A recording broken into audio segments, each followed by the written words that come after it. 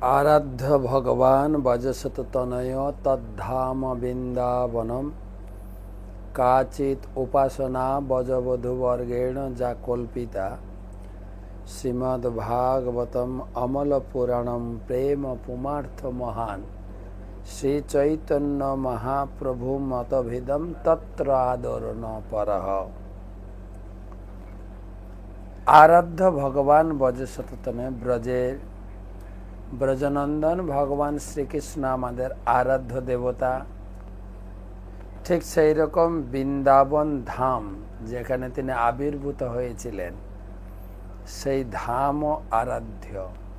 বৃন্দাবনের অধিবাসী গোপগোপী ব্রজবাসী সবাই আরাধ্য এবং শ্রীমদ্ ভাগবতও আমাদের আরাধ্য এবং চৈতন্য মহাপ্রভু তার অনন্ত পার্শ্বদ আমাদের আরাধ্য। সে বৃন্দাবন ধামে আমরা ভাগবতের দশম স্কন্ধে আজকে ২০ অধ্যায়। এখানে বৃন্দাবনের বর্ষাকাল আর শরৎকালটা কেমন দৃশ্যমান এবং প্রকৃতি কীরকম সেজে উঠেন তারই বর্ণনা দিয়েছেন। এরপরে এই শরতের বর্ণনার পরে পরে আসবে শরৎকালে রাসলীলা, শারদীয় রাসলীলা, সেই বর্ণনা আসবে। তো এর আগে আমরা লীলা শুনেছি কালীয় দমন এবং পলম বাসুর বধ, দাবানল গ্রাস, খুবই আকর্ষণীয় লীলা। বৃন্দাবনে এটাই ছিল মুখ্য আলোচনা যে কৃষ্ণ বলরাম পলম বাসুর বধ করলেন, তারপরে দাবানল থেকে আমাদেরকে রক্ষা করলেন। কৃষ্ণ বলরাম কোনো সাধারণ ব্যক্তি নয়, নিশ্চয়ই কোনো দেবতা আমাদের মাঝে আবির্ভূত হয়েছেন, আমাদের সৌভাগ্যকে সৌভাগ্যবান গড়ে তুলেছেন। তো ধীরে ধীরে বর্ষাকাল, গ্রীষ্ম পেরিয়ে বর্ষাকালে এসে উপস্থিত হলো। ৮ মাস ধরে সূর্য নদী, নালা, খাল, বিল থেকে জল শোষণ করে জমা রেখেছেন। সেই জল পৃথিবীর উপরে ছড়িয়ে দেওয়ার জন্য আকাশ ঘন কালো মেঘে ভরে উঠল। আর বিদ্যুৎ বজ্র সহ বর্ষার যে আশীর্বাদ প্রকৃতিকে একদম উর্বর করে তোলে। খাল বিল জলে পূর্ণ, সবুজ গাছপালা সবুজ রঙে রেগে ওঠে। মাছ তো কৃষকের মন হৃদয় তো নাচতে শুরু করে, এবারে আমরা ধান চাষ শুরু করব। মাছ তো এত নাচা শুরু করে, ডাঙ্গায় এসে নাচতে শুরু করে, ব্যাঙ ডাকতে শুরু করে, হ্যাঁ, চারিদিকে ঝিঝি পোকাও চলে আসে। বর্ষাকালটা একটু অত্যন্ত গরমের পরে বর্ষাটা উপভোগের মতো। আমরা তো বর্ষায় খালি গায়ে, শুধু ছোট্ট একটু কাপড় পরে আমরা প্রায় খালি গায়ে বর্ষার ধারা, বর্ষার জলে দাঁড়িয়ে অথবা ঘাসের উপরে শুয়ে উপভোগ করতে, এখনো মায়াপুরে থাকলে উপভোগ করি বর্ষাটা। তো স্নান, বর্ষাতে স্নান, তো সেই বর্ষার পৃথিবী একদম সেজে উঠে, বিশেষ করে হরা ভরা। এদিকে ধান চাষ, খানা, পুকুর, নদী সব জলে থই থই পূর্ণ হয়ে ওঠে। এবং বর্ষাকালের অন্ধকারে জোনাকি পোকা, কখনো কখনো সেই মেঘের ঢাকায় সূর্য তারা দর্শন হয় না, তখন জোনাকির মিটমিট আলো দেখা যায়। তো এতদিন বর্ষা রৌদ্রের পরে যখন বর্ষা আসে কিছুটা স্বস্তি, সেই স্বস্তিকে কবি বিদ্যাপতি বলেছেন, তা তল সৈকতে বারি বিন্দু সম সুতমিত রমণী সমাজে। এই সংসারটাও একটা মরুভূমির মতো। মরুভূমির বুকে যখন এক বিন্দু জল মরুভূমির জলের জন্য আকুল হয়ে ওঠে, ঠিক সেই রকম মানুষের তৃষ্ণায় যখন ছাতি ফেটে যায়, তখন এক বিন্দু জল যেরকম তৃপ্ত করতে পারে না, ঠিক সেই রকম সংসারের সুখটা ক্ষণিক এত কঠিন। বর্ষার পরে কি রৌদ্রের পরে, গ্রীষ্মের পরে এই বর্ষা খানিকটা তৃপ্তি দান করে।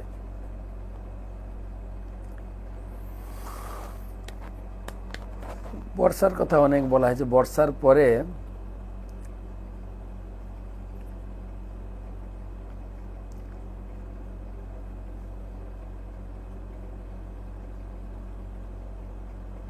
প্রভুপাদ লিখছেন, বর্ষা যেরকম শুকনো মাঠ, শুকনো গাছের ভিতরে বর্ষা প্রাণবন্ত করে তোলে, ভক্ত সেরকম যখন ভগবানের সেবায় যুক্ত হয় তখনই তার প্রাণ প্রাচুর্য পূর্ণ হয়ে ওঠে। ভগবানের সেবায় যুক্ত হওয়ার আগে তাদের অত্যন্ত ক্ষীণ, অপরিষ্কার দেখে, কিন্তু ভগবানের সেবায় যুক্ত হওয়ার ফলে তাদের দেহ গৈরিক বসন, কণ্ঠে তুলসীর মালা, দাদু সঙ্গে তিলক, ভগবানের নাম জপ সব কিছুই প্রাণবন্ত হয়ে ওঠে। বর্ষাকালে নদীগুলো প্রবল বেগে সমুদ্রের দিকে ধাবিত হয়।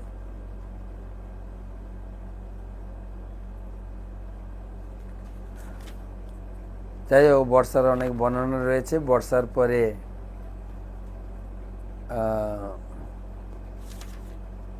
শরৎ, গ্রীষ্ম, বর্ষা, শরতের আগমন। বর্ষাকালে নদী, নালা, খাল, বিল, জল সব কর্দমাক্ততে ভরে ওঠে। কিন্তু শরতের আগমনে আবার নতুন ধরনের একটা প্রকৃতি, যা মনে এবং শরীরে অত্যন্ত আনন্দ প্রদান করে। আর তখন ওই খাল বিলের জল একদম স্ফটিকের মতো পরিষ্কার হয়ে যায়। ভাগবতমে বলেছে, সলিলস্য যথা শরৎ। এই শরৎকালের আগমনে জল যেরকম, খাল বিল নদী নালার জল যেরকম পরিষ্কার হয়ে যায়, ঠিক সেই রকম শরৎকাল আসার সাথে সাথে হৃদয়ের আবর্জনা, হৃদয়ের কলুষ, ভাগবত কথা হৃদয়ে প্রবেশ করার ফলে হৃদয় কলুষ মুক্ত হয়। এই শরৎকাল দিনের বেলায় সূর্যের আলো প্রখর, যেরকম এখন শরৎকাল চলছে, বর্ষা পেরিয়ে শরৎ। আমরা রয়েছে এলাহাবাদে বা প্রয়াগে, যে প্রয়াগে গত জানুয়ারিতে 1 মাস কাটিয়ে গেছি। সেই প্রয়াগে দিনের বেলা প্রচণ্ড গরম, সূর্যের তাপ প্রখর দেখছি, কিন্তু রাত্রিবেলা নির্মল চন্দ্রকিরণ যেন মনে হৃদয়ে স্বস্তি প্রদান করে। এই শরৎকালীন নির্মল আকাশে তারকারাজি পরিবৃত চন্দ্রকে উজ্জ্বল দেখায়। ঠিক সেভাবে যদুকুলের আকাশে কৃষ্ণচন্দ্রের উদয় হয়েছিল। তিনি ছিলেন যদুকুল তারকা পরিবৃত চন্দ্রের মতো। আমাদের কবিরা শরৎকালের সুন্দর ছড়া গেয়েছে। এসেছে শরৎ, হিমের পরশ লেগেছে হাওয়ার পরে, সকাল বেলায় ঘাসের আগায় শিশিরের রেখা। এই শিশির পড়ছে, অল্প অল্প শিশির পড়া শুরু হয়েছে। মা প্যান্ডেলে আসছেন, বড় বড় পূজা শুরু হয়েছে। ঢাকের বাড়ি, ঢাকের বাড়িতে যেন হৃদয় নাচতে শুরু করে। আমলকি বন কাঁপে যেন তার বুক করে দুরু দুরু। পেয়েছে খবর পাতা খসানোর সময় হয়েছে শুরু। আরেকটা ভালো জিনিস লিখেছেন, শিউলির ডালে কুঁড়ি ভরে এলো, টগর ফুটিল মেলা, মালতী লতায় খোঁজ নিয়ে যায়, মৌমাছি দুই বেলা। কখন মালতী ফুল ফুটবে তার মধু সংগ্রহ করব, মৌমাছিরা দুবেলা এসে খোঁজ নিয়ে যায়। হ্যাঁ, গগনে গগনে বরসন শেষে মেঘেরা পেয়েছে ছাড়া, বাতাসে বাতাসে ফেরে ভেসেছে, নাই কোনো কাজের তারা। মেঘেদের বর্ষার ছুটি এখন, আর চাকরি যারা করে তারাও পুজোর ছুটি। তারপরে মাঠে সবুজ ক্ষেত, বাতাসের ঢেউতে গাছ, ধান গাছগুলো এত সুন্দর করে ঢেউয়ের মতো খেলে, দেখতে অপূর্ব সুন্দর। কবিরা তাও লিখেছেন। তো শরৎকালে আরেকটা দেখা যায়, শরতের আগমনে গাভী, হরিণ, বিবাহিত স্ত্রীরা গর্ভবতী হয়। এই সময় কামের প্রভাবও আসে এবং সেই ঋতুতে স্ত্রী সঙ্গ উপভোগ করে স্ত্রীরা গর্ভবতী হয়।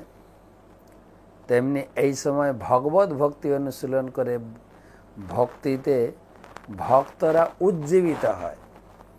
এই সময় বিভিন্ন জায়গায় ট্যুর করতে বেরিয়েছে লোকে, ট্যুর করবে, ট্যুর করে ভ্রমণ করে এসে কার্তিকে বৃন্দাবন পরিক্রমা, দীপদান আরতি, এই সমস্ত কাজে নিযুক্ত হয়। শরতে সরোবরগুলি পদ্ম ফুলে ভরে যায় এবং সেই পদ্ম ফুলের শরতের পরে হেমন্ত আসবে আর বসন্ত আসবে, শীত বসন্ত, এই পর্বগুলি ধীরে ধীরে। এই শরতে ভগবান কিভাবে শারদীয়া রাস করেছিলেন তার বর্ণনা, এই শরতের বর্ণনা দেওয়ার পরে একবিংশতি অধ্যায় থেকে শুরু হবে শরতের, শরৎকালীন রাসলীলার সূচনা শুরু হবে। সেটা আমরা পড়ব 21 অধ্যায় থেকে। ভগবান বংশী বাদন করে শারদ, এই শরৎ ঋতুতে কিভাবে গোপীদের আহ্বান করেছিলেন। ঠিক আছে, আমাদের ভাগবত নিত্য নৈমিত্তিক ভাগবতম আলোচনা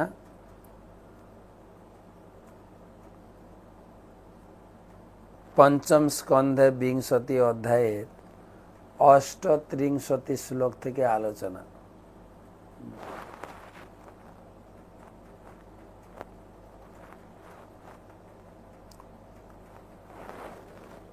नमो ओं विष्णुपादाय कृष्णप्रेष्ठाय भूतले श्रीमते जयपताका स्वामी नीति नामिने। नमो आचार्यपादाय निताय कृपा प्रदायिने।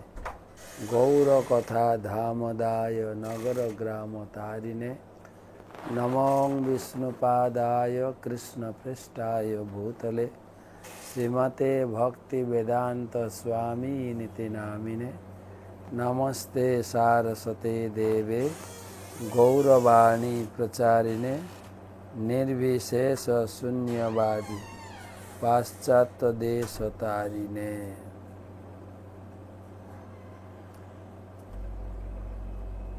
वंदे अहम श्री गुरो श्रीजुत पदकमलं श्रीगुरुन् वैष्णवांश्च श्रीरूपं साग्रजातं सहगण रघुनाथान्वितं तं सजीवं साद्वैतं सावधूतं परिजनसहितं कृष्णचैतन्यदेवं श्रीराधाकृष्णपादान् सहगण ललिता श्रीविशाखान्वितांश्च। आजनुलंबित भुजौ कनकावदातौ संकीर्तनैकपितरौ कमलायताक्षौ विश्वम्भरौ द्विजवरौ जुगधर्मपालौ वन्दे जगत्प्रियकरौ करुणावतार। ओं नमो भगवते वासुदेवाय। ओं नमो भगवते वासुदेवाय। ओं नमो भगवते वासुदेवाय। नारायणं नमस्कृत्य नरं चैव नरोत्तमं देवीं सरस्वतीं व्यासं ततो जयम् उदीरयेत्। जय श्री कृष्ण चैतन्य प्रभु नित्यानंद श्री अद्वैत गदाधर शिवासदि श्री गौर भक्तबिंद। हरे कृष्णा कृष्णा कृष्णा हरे हरे, हरे राम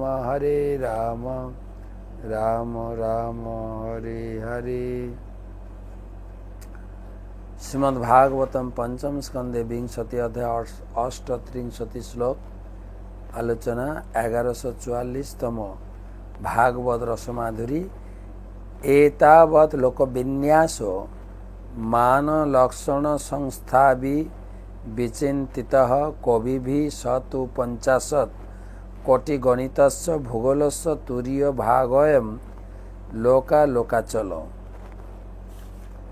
एतावत् लोक विन्यास मान लक्षण संस्था विचिन्तित कविभिः सतु 50 कोटि गणितस्य भूगोलस्य तुरीय भागोऽयं लोकालोकाचल। भ्रम प्रमाद विप्रलिप्सा करणापट এই চারটি থেকে মুক্ত পণ্ডিতেরা বিভিন্ন লোকের লক্ষণ পরিমাপ ও অবস্থিতি বর্ণনা করেছেন। তারা বিচারপূর্বক স্থির করেছেন সুমেরু পর্বত থেকে লোকালোকের পর্বতের দূরত্ব 12,50,00,000 যোজন।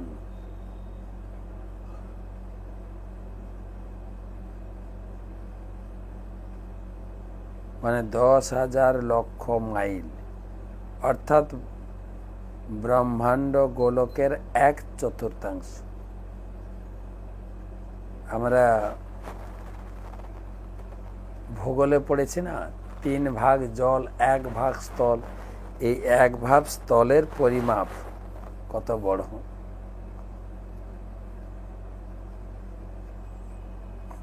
আবার সংস্কৃত শ্লোক দিয়ে তাই পাঠকের সন্তুষ্ট করার জন্য ছিল বিশ্বনাথ চক্রবর্তী ঠাকুর সংস্কৃত ভাষায় বিবৃতিটি যথাযথভাবে এখানে উদ্ধৃত করা হচ্ছে। শত লোকালোকাস্ত ভূগোলস্য ভূসম্বন্ধাণ্ড গোলকস্য বর্থ সূর্য সেব ভুবহ পাণ্ড গোলক অনেক বড়।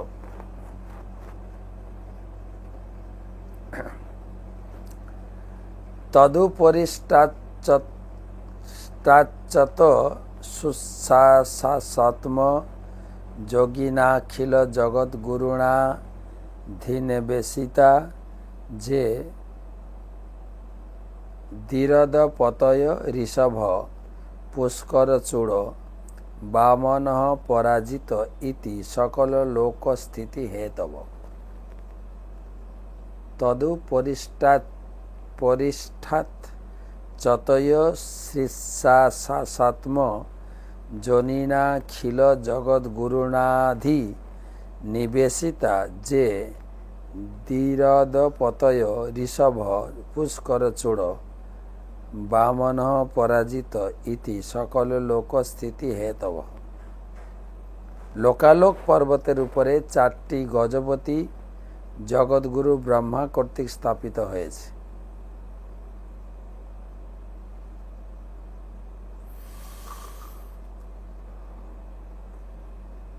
তাদের নাম ঋষভ, পুষ্কর চূড়, বামন, অপরাজিত।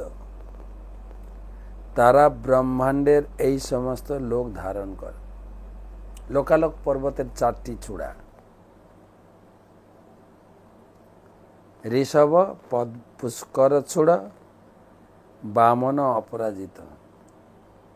তেষাং সবিভূতিনাং লোকপালনাং চ বিবিধ বীর্য প্রিয়ম্নায় ভগবান পরম মহাপুরুষ মহাবিভূতি পতিরন্তর্যামাত্মন বিশুদ্ধ সত্যম ধর্ম জ্ঞান বৈরাগ্যাশ্চর্যদিষ্ট মহাসিন্ধু পলক্ষণম বিশেষণাদিভি সপার্ষদ প্রবরৈ পরিবারিত নিজ বরায়ুধ পশভৈতি নিজ ভুজদণ্ডৈ সন্ধার অমানস্তস্মিন গিরিবরে সমস্তাৎ সকল লোক সত্যয় আস্তে।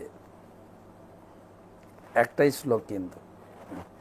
তেষাং সবিভূতিনাং লোকপালানাং চ বিবিধ বীর্য প্রবিংহনায় ভগবান পরম মহাপুরুষ মহাবিভূতি পতিরন্তর্যামাত্মন বিশুদ্ধ সত্যম ধর্ম জ্ঞান বৈরাগ্য ঐশ্বর্যদষ্ট মহাসিন্ধু পবলক্ষণম বিশেষণাদিভি সপার্ষদ প্রবরৈ পরিবারিত নিজ বরায়ুধ পশভৈতৈর্নিজ ভুজদণ্ডৈ সন্ধার অমান তস্মিন গিরিবরে সমন্তাৎ সকল লোক সস্তয় আস্তে। পরমেশ্বর ভগবান সমস্ত দিব্য ঐশ্বর্যের ঈশ্বর এবং পরব্রহ্মের অধিপতি। তিনি পরম পুরুষ ভগবান এবং সকলের পরমাত্মা। ইন্দ্রাদি লোকপালেরা তারই নির্দেশে জড়জগতের বিভিন্ন বিষয়ের তত্ত্বাবধান করেন। সমস্ত লোকের সমস্ত জীবের কল্যাণের জন্য সেই গজপতিদেরও দেবতাদের শক্তি বিধান করার জন্য ভগবান সেই পর্বতের উপরে তার এক বিশুদ্ধ সত্যময় রূপ প্রকাশ করেছেন। বিশ্বক্সেন আদি পার্শ্বদ পরিবৃত হয়ে তিনি ধর্ম জ্ঞান আদি পূর্ণ ঐশ্বর্য অনিমা লঘিমা মহিমা এবং যোগ সিদ্ধি প্রকাশ করেন। তার চার হাতে বিভিন্ন অস্ত্র দ্বারা সুসজ্জিত হয়ে তিনি অত্যন্ত সুন্দর রূপে বিরাজমান।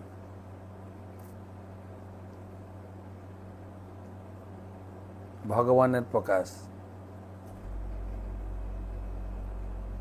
নারায়ণ কোথায় না? পরমেশ্বর ভগবান সমস্ত কিছুর অধিপতি। তিনি সকল দেবতাদের, তিনি সকল জগতের জীবদের তিনি ঐশ্বর্য প্রকাশ করেন, শক্তি প্রকাশ করেন। আমরা ভাগবতমে সপ্তম স্কন্ধে পড়ে দেখি, যখন হিরণ্যকশিপু প্রহ্লাদকে জিজ্ঞাসা করছেন, প্রহ্লাদ তুই এত শক্তি কোত্থেকে পাচ্ছিস? তোকে এত অত্যাচার করা হচ্ছে তবু তুই মরছিস না। তখন প্রহ্লাদ উত্তর দিয়েছিলেন, তুমি যেখান থেকে শক্তি পাচ্ছ রাজ্য পরিচালনার জন্য, আমিও সেখান থেকে শক্তির উৎস তো একটাই, পরমেশ্বর ভগবান। যেরকম সমস্ত শক্তির উৎস হচ্ছেন সূর্য, আমরা বিজ্ঞানে পড়েছি, কিন্তু সূর্যের উৎস হচ্ছে ভগবান। সেই পর্যন্ত বৈজ্ঞানিকরা পড়াচ্ছে না। বৈজ্ঞানিকরা ম্যাক্সিমাম সমস্ত শক্তির উৎস সূর্য পর্যন্ত তারা পড়ে। এর পরের অধ্যায় সূর্য সম্বন্ধে ডিটেলস এক অধ্যায় বর্ণনা করা হবে। সূর্যেরও উৎস হচ্ছেন পরমেশ্বর ভগবান।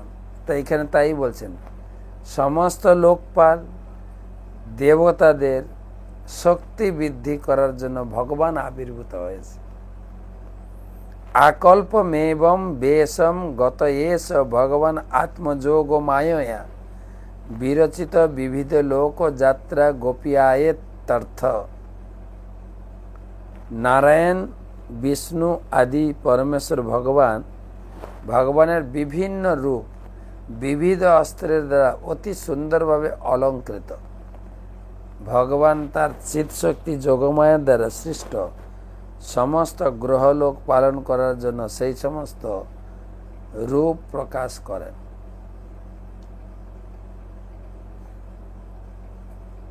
ভগবান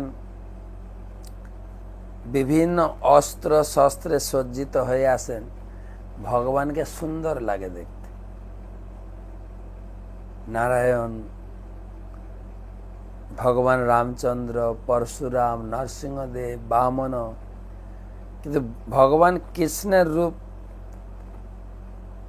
আরো আকর্ষণীয় কোনো অস্ত্র নাই। তার অস্ত্র হচ্ছে বাঁশরি, কিন্তু চৈতন্য মহাপ্রভুর অস্ত্র হচ্ছে হরিনাম সংকীর্তন, সাঙ্গ পাঙ্গাস্ত্র পার্শ্বদম। তিনি ভক্ত দ্বারা পরিবেষ্টিত হয়ে হরিনাম হচ্ছেন এই যুগের অস্ত্র। যন্তর বিস্তার এতেন হি লোক পরিমাণম চ ব্যাখ্যাতম যত বহির লোকা চলত তত পরস্তাদ যোগেশ্বর গতি বিশুদ্ধা মুদা হরন্তি। হে রাজন, লোকালোক পর্বতের বাইরে আলোক বর্ষ রয়েছে, তার বিস্তার পর্বতের অভ্যন্তর ভাগের বিস্তারের সমান, অর্থাৎ 12,50,00,000 যোজন, 100 কোটি মাইল। আলোকবর্ষের পথ মুক্তিকামী ব্যক্তিদের গন্তব্যস্থান, সেই স্থান জড়া প্রকৃতির গুণের অতীত, সুতরাং বিশুদ্ধ। ভগবান কৃষ্ণ ব্রাহ্মণ পুত্রদের ফিরিয়ে আনার জন্য অর্জুনকে সেই স্থানের মধ্যে নিয়ে গিয়েছিলেন। দ্বারকা লীলায় দেখা যায় যে ভগবান দ্বারকাতে আছেন, এক ব্রাহ্মণ তার সন্তান হয়েই মারা যায়। তো তখন ব্রাহ্মণ এসে অর্জুনের কাছে বিচার চেয়েছিলেন, এই কেমন রাজা এই রাজ্য পরিচালনা করছেন, বাপের আগে ছেলে মারা যায়। তখন অর্জুন পাহারাদার হিসাবে ছিলেন, যে এবারে যদি মারা যায় আমি দেখব। তো তখন অর্জুন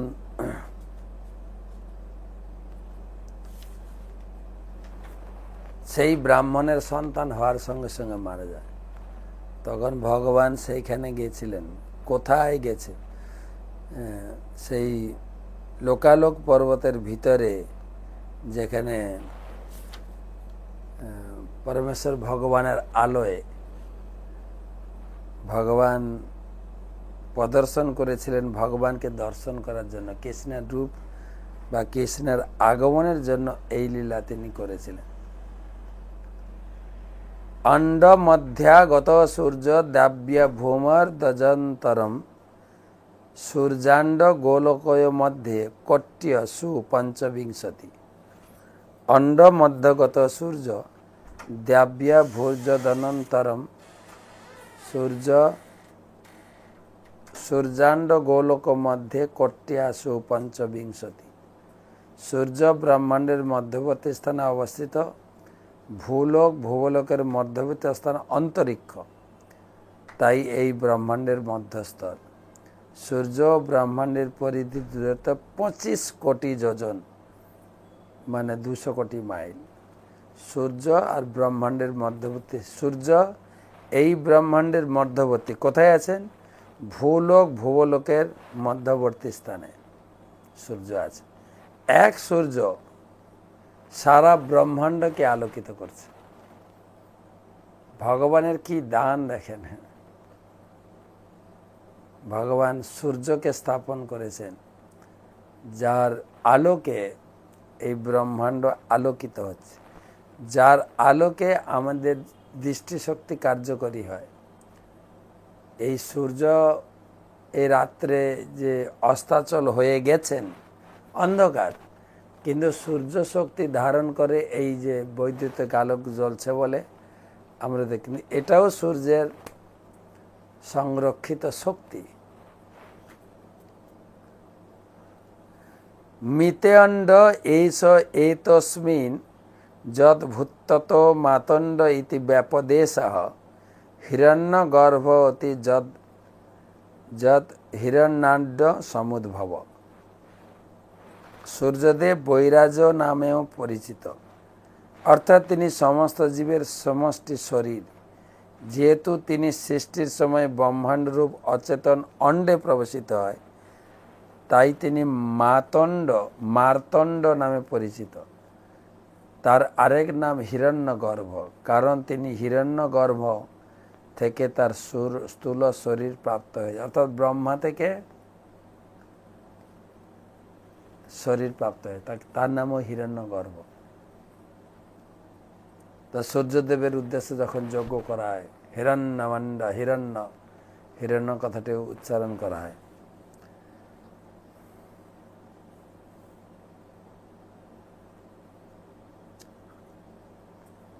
সূর্যেন, পরের শ্লোক, সূর্যেন হি বিভজ্যন্তে দিশঃ খম দৌর্মহি ভিদা স্বর্গা পপর্গৌ নরকা রসৌ কাংসি চ সর্বস। সূর্যেন হি বিভজ্যন্তে দিশঃ খম দৌর্মহি ভিদা স্বর্গা পপর্গৌ নরকা রসৌ কাংসি চ সর্বস। হে রাজন, সূর্যদেব ও সূর্যগোলক ব্রহ্মাণ্ডের সমস্ত দিক বিভাগ করেছে। সূর্যের উপস্থিতির ফলে আমরা আকাশ, স্বর্গ, পৃথিবী ও অন্যান্য নিম্নতরের লোক সম্বন্ধে বুঝতে পারি। সূর্যের কারণেই আমরা বুঝতে পারি কোন স্থান জড় সুখভোগের জন্য, কোন স্থান মুক্তির জন্য, কোন স্থান নরক, কোন স্থান পাপ। সূর্যই ভাগ করেছে, কোন স্থানে গেলে মুক্তি হবে, কোন স্থানে গেলে উপভোগ। এই ভূলোকটা হচ্ছে উপভোগের জায়গা, এবং সেই সঙ্গে এই ভূলোক হচ্ছে ভগবত ভজনের একটা স্থান। এর আগে তার ভিতরে, এই ভূলোকের ভিতরে ভারতবর্ষ স্থানটি, যেরকম আমরা এলাহাবাদে রয়েছি, প্রয়াগরাজে, কি মানুষের ভিড় এখানে। সেই কুম্ভ হয়ে গেছে জানুয়ারি মাসে, ফেব্রুয়ারি মাসে, এখনো কুম্ভেতে এত ভিড়, এত লোক স্নান করছে। তারপর সামনে আসছে এই আশ্বিন কার্তিক, তারপর মাঘ মাসে মাঘের মেলা বসবে, এক মাস স্নান করছে এই লোকে। তারপর প্রত্যেকটা মন্দিরে বিন্দু মাধব, তারপর দশাশ্বমেধ ঘাট, লেটে হনুমান, তারপরে অক্ষয় বট, সব জায়গায় ভিড় আর ভিড়। অর্থাৎ কোন স্থানে ধর্মের প্রভাব, বা কোন স্থানে মুক্তির জন্য, কোন স্থান উপভোগের জন্য, কোন স্থান শাস্তি ভোগের জন্য, সূর্যই নির্ধারণ করেছেন। এই অধ্যায়ের লাস্ট শ্লোক, দেবরীতি জং মনুষ্যাণাম সরীসৃপ সবিরুধাম সর্বজীব নিকায়ানম সূর্য আত্মা দিগীশ্বর। আরেকবার, দেবতীর্য মনুষ্যানাম সরীসৃপ সবিরুধাম সর্বজীব নিকায়ানম সূর্য আত্মা দিগীশ্বর। দেব, নর, পশু, পক্ষী, কীটপতঙ্গ, সরীসৃপ, লতা, বৃক্ষ সকলেই সূর্যলোক থেকে সূর্যদেব কর্তৃক প্রদত্ত তাপ ও আলোকের উপর নির্ভরশীল। প্রত্যেক জীব সূর্যের উপরে নির্ভরশীল। ব্রহ্মসংহিতা তো ডাইরেক্ট বলেছেন, সূর্য উঠলে তবে আমাদের চোখ কার্যকরী হয়, আর চোখ কার্যকরী হলে তারপরে হাত পা কার্যকরী হবে। আমরা রাত্রে সব কি বলা যায়, কাজ বাজ ছেড়ে ঘুমাই, অচেতন হয়ে ঘুমায়। সকালে সূর্য উঠলেই সবাই সজীবতা প্রাপ্ত হয়। তাই এখানে সেই কথাই বলছেন, সকলে আমরা সূর্য দেবে। সেই জন্য সকালে ঘুম থেকে উঠে প্রথম সূর্য নারায়ণকে প্রণাম করা উচিত। ওং নম জবা কুসুমম কাশ্য পেয় মহাদুতিং, মহা তেজশালী সূর্য, ধন্তারিণ সর্ব পাপ অগ্ন। তাকে দর্শন করার সাথে সাথে জীবের সমস্ত পাপ নাশ হয়ে যায়। প্রণতস্মি দিবাকর, হে দিবাকর আপনি আমাকে আশীর্বাদ করুন। এখন যারা সাধারণ লোক তো এইভাবে সূর্যকে প্রণাম করে, যারা আমরা গীতা পড়ছি বা যারা আমরা ভক্তিশাস্ত্রী কোর্স করছি, তাদের প্রার্থনা আবার অন্যরকম হওয়া উচিত। কেননা ভগবান প্রথমে সূর্যদেবকে গীতা পড়িয়েছিলেন। যদি বলা হয় ভক্তিশাস্ত্রীর প্রথম ব্যাচের প্রথম স্টুডেন্ট হচ্ছেন এই সূর্যদেব, তাই সূর্যদেবকে দেখে প্রার্থনা করবেন যারা ভক্তিশাস্ত্রী করেছি বা করছি, হে সূর্যদেব, আপনি হচ্ছেন আমাদের এই ভক্তিশাস্ত্রী কোর্সের প্রথম ব্যাচের প্রথম স্টুডেন্ট। আপনি আমাদের সিনিয়র ব্যাচের ব্যক্তিত্ব। আপনি আমাদের কৃপা করুন, আমি যেন ভক্তিশাস্ত্রী কোর্স বা গীতাটা ভালো করে পড়তে পারি, উপলব্ধি করতে পারি, গীতার শ্লোক মুখস্থ করতে পারি। সূর্যদেব ইমম বিবস্বতে যোগম প্রক্তাবানম হাবব্যয়ম বিবস্বান মনবে প্রাহ মনু ইক্ষা কো অব্রবীত। ইমম বিবস্বতে, হ্যাঁ, ভগবান বলছেন আমি সৃষ্টির সময় বিবস্বান সূর্যদেবকে এই গীতার জ্ঞান প্রথম পড়িয়েছিলাম। আমার প্রথম কোয়ালিফাইড স্টুডেন্ট ছিলেন সূর্যদেব। সূর্য গোলকপিণ্ড, সূর্য সম্বন্ধে আরও আলোচনা হবে পরের অধ্যায়ে। গোলকপিণ্ড, কিন্তু সূর্য একজন তেজিয়ান। ভগবানের একটা চোখ, যত চোখ সুরেশু সবিতা সকল গ্রহাণাম রাজা রাজা সুরমূর্তি অশেষ তেজ। অশেষ তেজ বিশিষ্ট এই সূর্যদেব হচ্ছেন সেই গোবিন্দের এক চক্ষু। সবাই তার উপর নির্ভরশীল। সূর্যের উপস্থিতির ফলে সমস্ত জীব দেখতে পায়, তাই তাকে বলে দিগ ঈশ্বর বা দৃষ্টির ঈশ্বর। সর্বজীব নিকয়ানম সূর্য আত্মা দিগ ঈশ্বর। সূর্যের আরেক নাম হচ্ছে দিগ ঈশ্বর।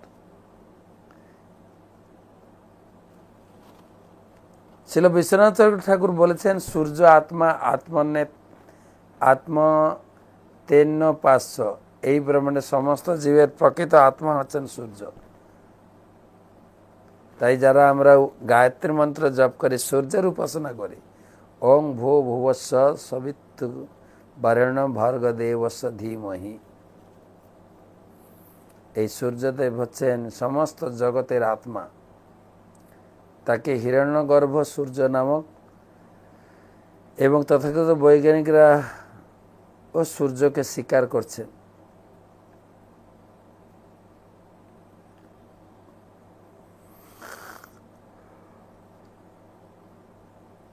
সূর্য, প্রভুপাদ এখানে প্রার্থনা করছেন সূর্য যেন আমাদের জীবনের সমস্ত রোগ শোক মুক্তি দিয়ে আমাদের জীবনে কৃষ্ণ ভক্তির বাতাবরণে আমাদের জীবনকে উজ্জীবিত করে।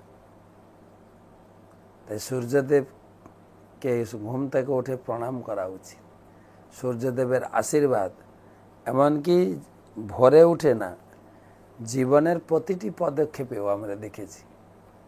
যেরকম ছোট শিশু যখন জন্মগ্রহণ করে, ডাক্তার বলে যায় সানবাত করাতে হবে। সানবাত মানে সকালে যে প্রথম সূর্যটা উঠে তার অরুণোদয় কিরণ ভিটামিন সালোক সংশ্লেষ প্রক্রিয়ায় শিশুর শরীরে ভিটামিন তৈরি করে।